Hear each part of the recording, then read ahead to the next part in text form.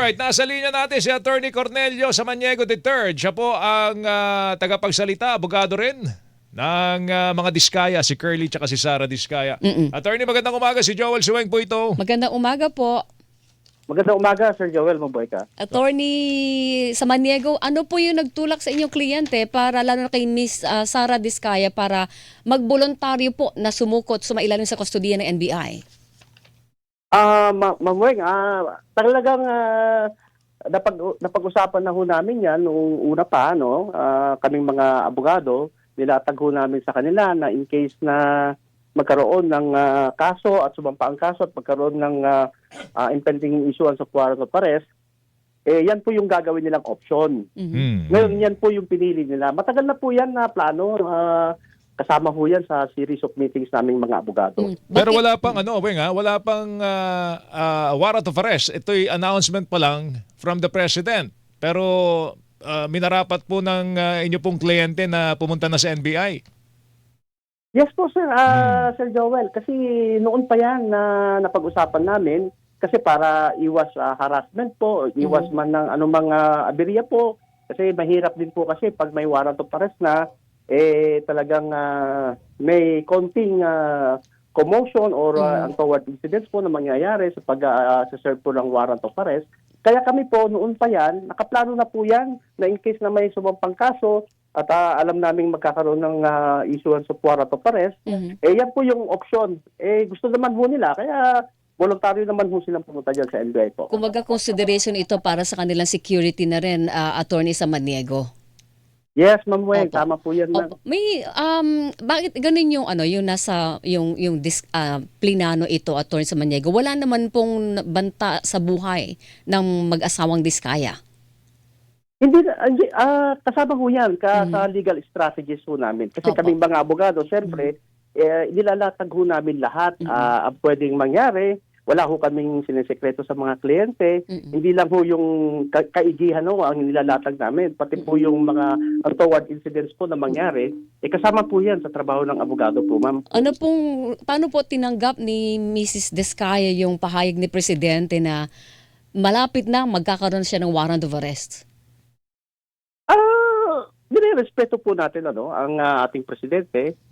Pero kagaya ng sinabi ko sa inyo, ma'am, matagal na ho namin ina-expect na magkakaroon ng ganyan po. Si Curly po, nasaan, attorney?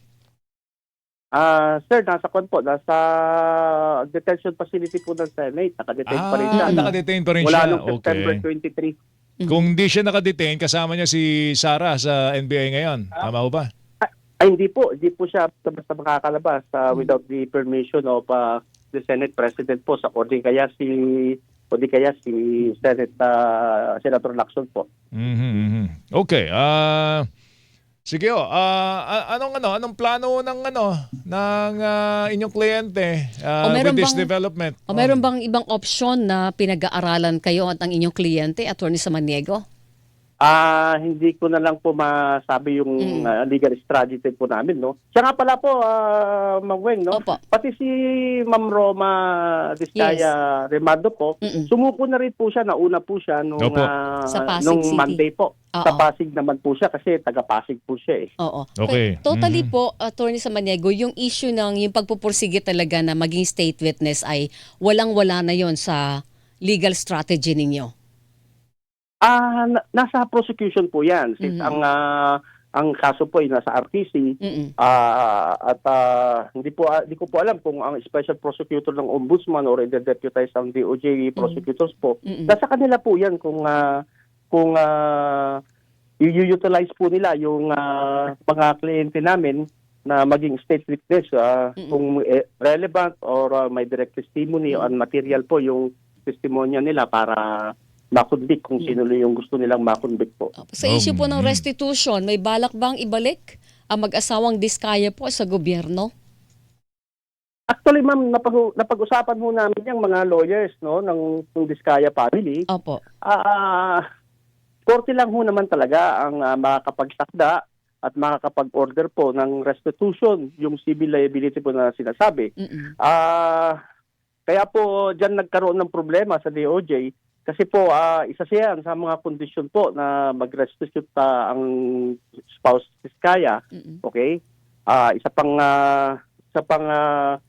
pang dahilan kaya rin sila hindi na natuloy dahil hindi naman ho nila tinanggap ang pinapagawa nilang affidavit sa amin tungkol sa isang undersecretary. Okay. Kasi nagkaroon din po ng ganyang kondisyon, restitution. Kami po, ang pananaw namin bilang mga abogado nila, korte lang ho talaga ang pwedeng mag-order ng restitution po. Okay. In the event na labas po yung warrant of arrest, anong re-request nyo ba sa NBI siya ilagay? Kasi meron pong may kulungan Oo, may di ba? detention, may commitment order eh. Oo, may detention center po inihanda dyan po sa Payatas Quezon area. City, sa Payatas area. Saan nyo ba, may request bang ganon? May binabalak na ganon? I-request sa NBI na lang o sa saan man i-commit siya? Base ho doon sa warrant of arrest na ilalabas. Kung may lumabas po, mooted na po 'yan, ano? Pero ang gagawin lang po ng NBI or ng Pasig City PNP ay magre-report na lang po sila sa korte kung saan po nanggaling yung warrant of arrest, okay?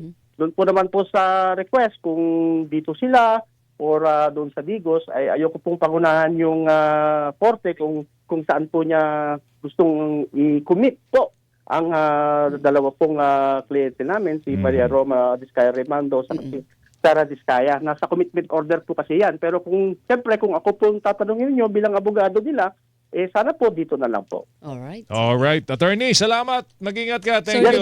good morning. Yes, Good sir. morning. Salamat po, Sir Joel. And mabuhay po kayo. Good Salamat morning, po. Mabuhay po kayo si Attorney Cornelio Samaniego III, tagapagsalita ng pamilya Diskaya.